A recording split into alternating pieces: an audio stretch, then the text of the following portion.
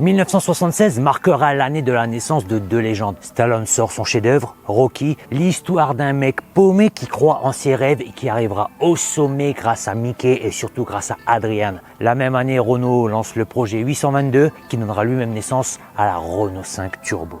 Un soir de 1976, en rentrant du travail, Jean Terra-Morcy, alors directeur des petites unités chez Alpine, et son adjoint Henri Lerme décident, en écoutant sûrement un morceau enragé des Ramones, de créer la R5 Ultime. La Renault 5 Turbo sera une vitrine technologique pour Renault pour booster les ventes de la Renault 5, mais l'auto servira également à l'homologation de la voiture en compétition en groupe 4. Entre 1976 et 1978, tout le monde sera mis à contribution pour créer un prototype roulant. La régie Renault, Bertone en Italie, Heuliez, Renault Sport et Alpine ou encore le Berex, le bureau d'études et de recherche exploratoire. L'histoire de la Renault 5 Turbo est aussi compliquée que Répliquant avec Van Damme. Tu sais, le film où il est cloné. Un premier prototype noir roule près de Dieppe dans la nuit du 9 mars 1978. La voiture à l'état de maquette est présentée au Salon de Paris en octobre 78. En novembre 78, on peut découvrir dans la presse les premières photos du prototype roulant. Si certains seront choqués en 1980 lors de la sortie du post-apocalyptique New York 1997, ils le seront encore plus lors de la sortie de la Renault 5 Turbo et son apparition sur les routes. La voiture est fabriquée à partir du 20 juillet 1980. L'objectif est de créer 400 exemplaires pour l'homologation FIA. La caisse de la Renault 5 est prélevée sur les chaînes de Flins. L'auto est ensuite envoyée chez Heuliez pour un rallongement du châssis de 5 cm, installation du pavillon et des portes en alu. L'auto est ensuite réexpédiée à Alpine chez Dieppe pour l'assemblage final. Bref, des numéros de châssis pas très cohérents en fonction du modèle que l'on a sous la main. Pour le millésime 1981, la Renault 5 Turbo de première génération sera produite à 804 exemplaires disponibles en rouge ou en bleu avec le pavillon et les portes en alu. La voiture coûte 115 000 francs, c'est excessivement cher à l'époque. Pour le millésime 1982, l'auto est légèrement revue, la console centrale est modifiée, les pare-chocs passent en ABS, les portes passent en acier, un plus grand choix de coloris est disponible au catalogue Renault. La Renault 5 de première génération, la Renault 5 Turbo de première génération sera produite au total à 1678 exemplaires. Conscient du prix excessif de sa Renault 5 Turbo, Renault propose dès le salon de Paris 82 une nouvelle version, la Turbo 2. La Turbo 2 sera proposée au prix de 95 000 francs. L'intérieur est entièrement revu. L'intérieur est repris de l'Alpine Turbo. Le moteur légèrement revu également avec un peu plus de couple. La cinquième est allongée. Le pavillon et les portes passent en acier. La Renault 5 Turbo 2 Ultime, la plus agressive de toutes, aussi agressive que le Kill 'Em All de Metallica qui est sorti la même année en 1983. Ce sera la Renault 5 Turbo 2 série 200 ou type 82-21. L'auto servira à l'homologation en groupe B de la Renault 5 Turbo. La voiture a une cylindrée légèrement revue, légèrement gonflée pour justement pouvoir être homologuée dans cette catégorie. Les R5 Turbo de série 200 sont tout simplement mêlés aux autres Renault 5 Turbo 2 sur les chaînes de Renault et envoyés de manière aléatoire aux clients ayant commandé une R5 Turbo 2. Au total, ce seront 3167 exemplaires de la Renault 5 Turbo 2 qui seront produits entre 82 et 86. Et aujourd'hui, je suis très ému de pouvoir vous présenter une Renault 5 Turbo de première génération. C'est la numéro 0001. Je vous présente également une Renault 5 Turbo 2. C'est une série 200 type 82-21 équipée d'un kit Bosian. Je vais vous expliquer tout de suite ce qu'est un kit Bosian. Je vous propose d'essayer ces deux voitures, de les comparer et de déterminer qui est la reine des Renault 5. À la fin des années 70 et dans les années 80, ce qui compte, c'est le plaisir automobile. Pour le grand public, mais également en compétition. On a le choix de turbo, carbu simple corps, double corps, deux doubles carbu, injection. La Renault 5 Turbo a été étudiée pour recevoir le moteur V6 PRV, mais c'est finalement le moteur de type Cléon de la Renault 5 Alpine qui servira de base pour le bloc des R5 Turbo de première génération et pour la Turbo 2. On retrouve donc ainsi sur la Turbo de première génération un moteur 1,4 litre, 4 cylindres, 8 soupapes, turbo Garrett T3 injection. La voiture fait 160 chevaux à 6000 tours. On a 206 Nm de couple, des 3250 tours. Pour la Renault 5 Turbo 2, c'est beaucoup plus compliqué et là, accrochez-vous.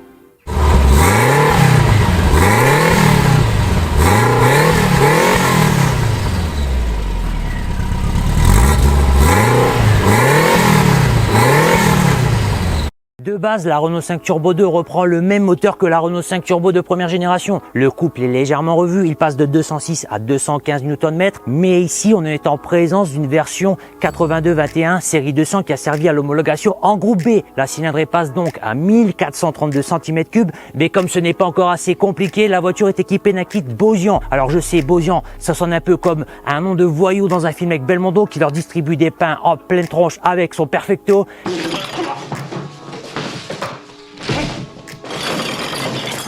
Mais en fait, c'est juste un préparateur auto. Arthur Bosian a créé Bosian Racing en 1969. Il sera rejoint par son frère Jackie un peu plus tard. Ils sont les partenaires de Renault Sport. Dès 1976, Renault Gordini leur confie l'entretien et la préparation des V6 Atmo en F2 et en Proto. En 1980, ils sont chargés de l'entretien et de la préparation des Renault 5 Turbo qui courent en groupe 4 et travailleront avec certains grands noms comme Ragnotti, Sabi ou encore Terrier. La Renault 5 Turbo 2 équipée de ce kit Bosian passe de 160 à 200 chevaux, collecteur 4 en 1, allumeur 200 chevaux, arbre à cam revu, de quoi calmer le très agressif clubber Lang dans Rocky 3 qui veut toujours péter la gueule à tout le monde. Toi, fous le camp, tu pues la défaite, j'ai pas besoin de toi. Je veux pas de ringard pour m'emmerder dans mon coin, et tu ferais mieux de pas me faire cette gueule-là si tu veux pas que je te la défonce.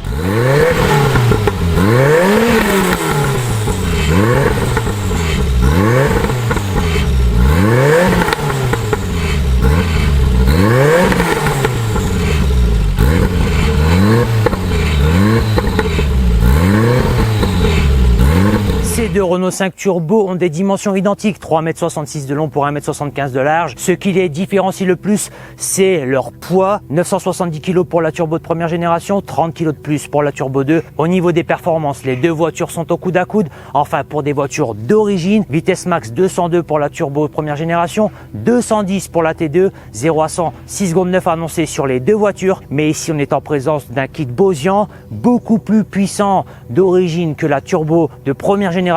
En termes de performance, je vais être catégorique, c'est la Turbo 2 qui remporte ce duel. Si la Renault 5 Turbo marque les esprits en 1980 avec son look de Batmobile, elle marque également les esprits car elle gagne tout en compétition. La voiture met une sacrée raclée à tout ce qui roule en rallye au début des années 80. Elle est engagée dès 1980 en championnat de France des rallyes en groupe 4 avec Monsieur Ragnotti. Elle gagne le Monte Carlo 81 aux mains de Ragnotti. La même année, elle gagne le championnat de France des rallyes aux mains de Bruno Sabi. Tour de Corse 82, Tour de Corse 85 avec Ragnotti. Tour automobile de France en 84, toujours avec Ragnotti. Bref, la liste est très longue. À côté des Renault 5 Turbo de base, Renault Sport va proposer des versions clés en main, prêtes à courir, qui bénéficient de toutes les évolutions des voitures d'usine. Alors on retrouvera la Renault 5 Turbo 7, produite à 20 exemplaires, puissance 185 jusqu'à 250 chevaux. La voiture coûte 217 700 francs à l'époque.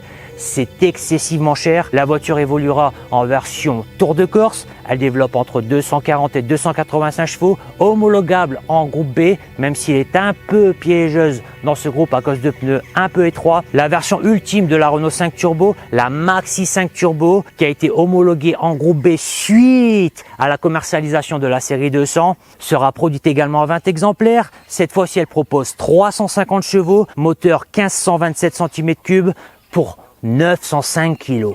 Pour le look de la Renault 5 Turbo, c'est un peu comme si vous faisiez une cure de stéroïdes sur Louis de Funès et qu'il se transformait en Dolph Lundgren. Sur la Renault 5 Turbo de première génération, on retrouve donc des ailes élargies à l'avant, des ailes élargies à l'arrière. On a également des prises d'air à l'arrière, une prise d'air sur le capot avant.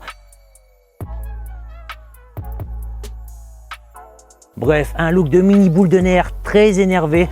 La voiture présente également des pare-chocs de la même teinte que la carrosserie. On trouve également des inscriptions turbo sur les portes et sur la vitre du haillon à l'arrière. Alors attention les gars, un vrai turbo à l'ancienne qui arrache, pas une inscription factice comme sur la nouvelle Porsche télécommandée, la Taycan. Les jantes sont splendides de taille TRX avec un petit détail, elles sont de la même teinte que la carrosserie. Juste derrière, on retrouve un freinage hyper puissant sur une sportive aussi légère. Renault n'y est pas allé de main morte avec des disques ventilés de 260 mm à l'avant et à l'arrière, de quoi stopper net la voiture en toutes circonstances. Au niveau du coffre, on en a un minuscule à l'avant, un minuscule à l'arrière. De quoi ranger votre Nintendo NES et quelques cassettes, mais vraiment pas plus. La Renault 5 Turbo 2 reprend tous les éléments qui permettent de distinguer au premier coup d'œil une Renault 5 Turbo, avec les mêmes ailes élargies, les mêmes freins, les mêmes coffres. Les principales différences se situent au niveau des pare-chocs qui sont cette fois-ci de couleur anthracite. Les jantes quant à elles sont les mêmes, de taille TRX également, mais à nouveau plus de la teinte de la caisse, mais tout simplement de couleur anthracite. Au niveau du look extérieur, c'est pour moi la Renault 5 Turbo de première génération qui remporte ce duel avec ses pare-chocs de la même teinte que la caisse et ses jantes qui sont également assorties à la peinture de la voiture. La Renault 5 Turbo de première génération possède pour moi l'intérieur le plus beau et le plus délirant de toute la production automobile des années 80. Je vous laisse admirer le look futuriste de ses sièges, de ce volant, de ses compteurs, encore de ce pommeau.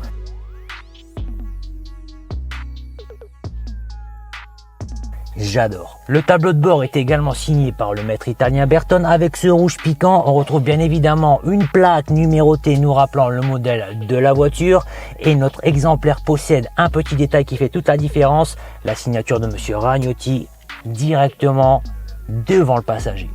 Dans la Renault 5 Turbo 2, tout est plus sombre, plus simple. L'intérieur est directement repris de l'Alpine Turbo. Renault avait voulu limiter les coûts de fabrication pour pouvoir baisser le prix de vente de sa voiture. L'intérieur de cette Turbo 2 est beaucoup moins tape à l'œil que celui de la Turbo de première génération. La sellerie est de type pétale que l'on retrouve sur les Renault Sport des années 70 et 80. Par contre, le tableau de bord, le volant et le pommeau sont beaucoup plus ternes et beaucoup plus simplistes que sur la Renault 5 Turbo de première génération. En termes de design intérieur, c'est sans nul doute la Renault 5 Turbo qui remporte ce duel. Nous voilà donc à bord de la Renault 5 Turbo 2 avec son propriétaire Patrick. Alors Patrick, est-ce que tu peux nous dire depuis quand tu possèdes cette R5 Turbo 2 et puis si tu l'utilises assez régulièrement?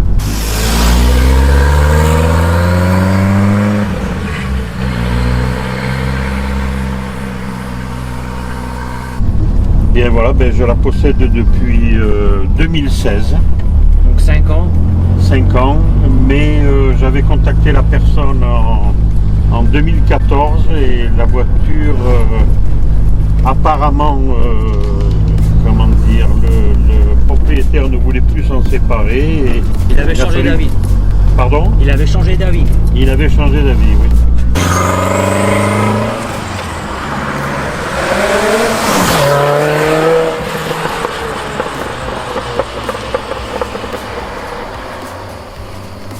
Mais bon, j'ai insisté, finalement j'ai fini par l'avoir. Et 50 bonheur Depuis 5 ans de bonheur. Et toi, bon, des galères aussi, parce qu'à mettre au point après tant d'années d'inactivité, c'est que c'est une gageure. C'était compliqué pour l'avoir... C'était compliqué pour la remettre vraiment, parce que c'est des voitures qui étaient trafiquées, je pense, à l'origine. Ouais. Les gens y mettaient un peu trop les mains, etc. Donc pour avoir quelque chose d'origine, c'est compliqué. C'était compliqué. Et puis là, en plus, elle avait un kit, ce qu'on appelait les kits Bosian Cévennes à l'époque. Ouais. Un kit donc 200 chevaux et les réglages sont légèrement différents. Vous trouvez des gens compétents pour la régler. Exactement. Et là, je suis tombé sur un type vraiment compétent qui s'appelle Cambouis. Ouais. Enfin, dans le milieu de la R5, il est très connu. Il fait beaucoup les injections de ce type-là. Donc, lui il te l'a réglé aux petits oignons au poil. J'ai envoyé l'injection complète. Je l'ai remonté. C'est un bonheur depuis. Bon, bah écoute, très bien. Et depuis, tu l'utilises régulièrement la voiture ou toi tu la laisses de côté au garage? Non, je l'utilise toutes les semaines. Je la fais tourner. Et tu la sors pour des petites sorties, des balades avec les clubs, des trucs de ce genre? Oui, ou même comme, moi j'habite sur Martigues, donc les villes sont pas très grandes, donc les alentours sont agréables, etc. Donc maintenant que je suis à la retraite, tout est prétexte pour des sorties, etc. Tu profites un peu. Exactement.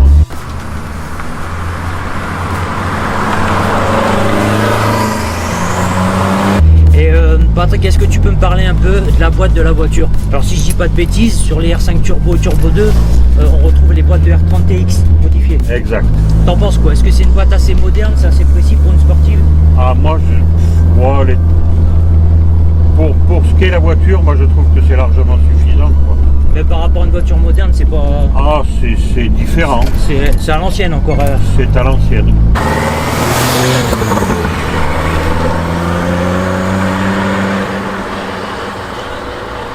La tenue de route, Patrick, t'en penses quoi toi? Parce que bon, Ben, on est quand même sur une voiture avec le moteur central arrière.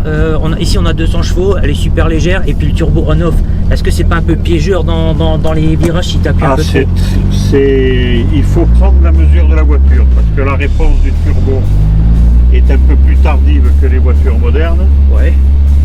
Et ensuite, bon, sous la pluie, il faut faire très attention. C'est casse-gueule sous la pluie.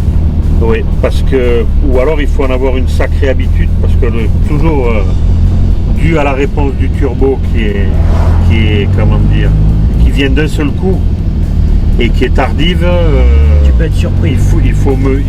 Il faut bien connaître la voiture pour la posséder dans ces conditions-là. Mais on n'est pas tous des gens magnotis. Non, certainement pas. Pour pouvoir comparer la turbo première génération avec la T2, eh bien nous allons faire 2 reprises. Alors de 20 à 80 en deuxième, puis en troisième, je vais les chronométrer, on va voir un petit peu ce que ça donne. Alors première reprise en deuxième, de 20 à 80. T'es prêt Patrick? Oui. Allez.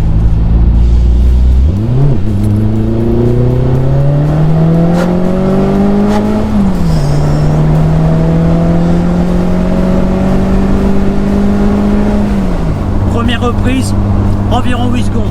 Deuxième reprise, en troisième, 20 à 80, environ 10 secondes. Je pensais que ce serait un petit peu plus avec le temps de réaction du turbo, mais en fait c'est plus que correct.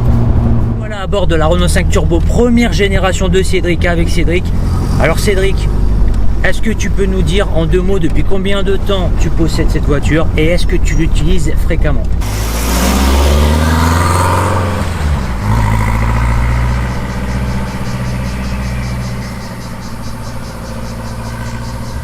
Alors moi cette voiture je l'ai depuis novembre 2009. Donc c'est une voiture que j'ai récupérée dans le garage de mon oncle. J'ai mis 3 ans à la restaurer et j'ai mis encore à peu près 1 an à la fiabiliser.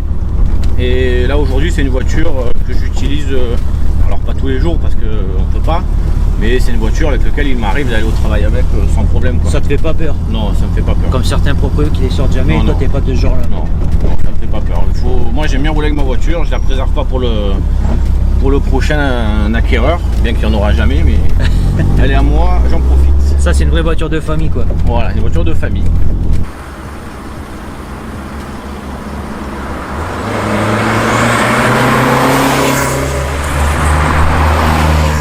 Et donc tu as restauré la voiture, tu as fait pas mal de travaux mécaniques, tu as fait une vidéo là-dessus, si les gens veulent voir je peux la mettre en lien dans la description. Alors oui, j'avais fait une vidéo à l'époque. Ouais. J'ai rappelé que il y a pas mal de photos, de vidéos, des explications, la façon dont je l'ai trouvé.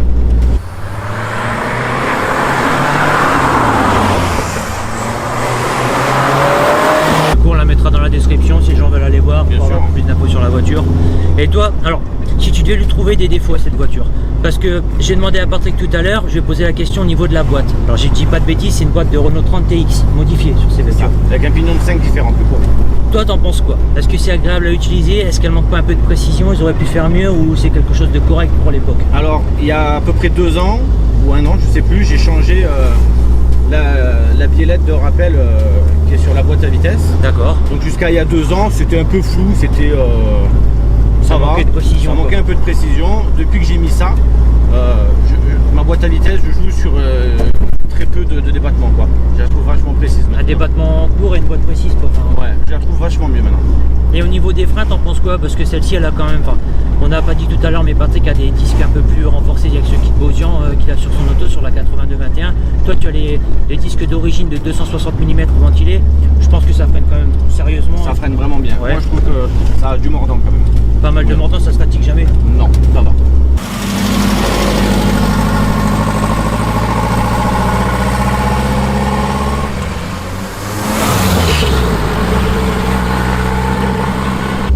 Et au niveau de la tenue de route, qu'est-ce que ça donne? Alors j'ai posé la question à Patrick aussi tout à l'heure. Il m'a dit sur le mouillé, il faut vraiment faire attention, c'est pas une voiture à mettre entre toutes les mains. Est-ce que tu confirmes? Avec le turbo 9 dans les virages, tu as quelques frayeurs parfois? Je confirme à 100%, il m'est arrivé dans un rond-point sans accélérer fort de partir en tête à queue alors que je cherchais pas du tout la dérive. Et pourtant tu la connais bien la voiture? Et pourtant je la connais très bien. Donc c'est une voiture qui doit s'appréhender, on doit apprendre à la conduire, à la maîtriser, à la piloter avant de faire le fou avec. Moi je la conduis, je la pilote pas, je m'amuse, je connais ses limites, je connais les miennes.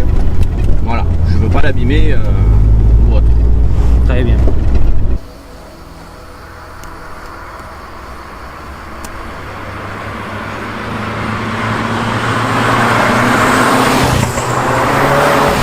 Comme avec la Renault 5 de Patrick, nous allons faire avec cette turbo première génération 2 reprises de 20 à 80 en deuxième et en troisième. On va voir un peu s'il y a une sacrée différence par rapport à la 82 21. C'est parti pour la première reprise.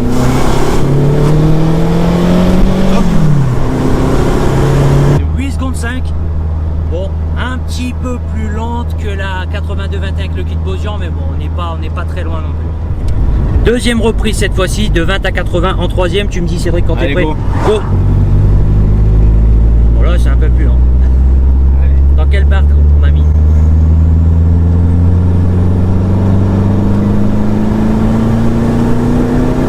Hop. 13 secondes. On est quand même un peu plus lent que la 82-21 à nouveau. Mais bon, c'est normal. La 82-21 le kit Bosian fait 200 chevaux. Là on est sur une voiture de série avec 160 chevaux.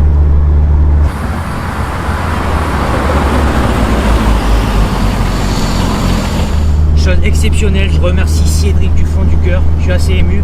Je conduis une Renault 5 Turbo, la toute première, un rêve qui se réalise. Au bout de 2 ans de tournage avec Overdrive AM, je peux enfin réaliser ce genre de choses. Merci à vous les amis, merci à tous ceux qui me soutenaient et merci à Cédric et toute l'équipe qui m'ont mis aujourd'hui à disposition ces superbes voitures, ces superbes Renault. Alors après 5 km, comment tu te sens? C'est difficile à conduire. Les pédales sont rapprochées, il faut vraiment faire attention, il faut vraiment bien la prendre en main. Franchement, je suis pas encore un ragnotti, je peux pas encore la piloter. Mais je suis hyper heureux d'avoir pu essayer aujourd'hui cette voiture. Merci à toi Cédric.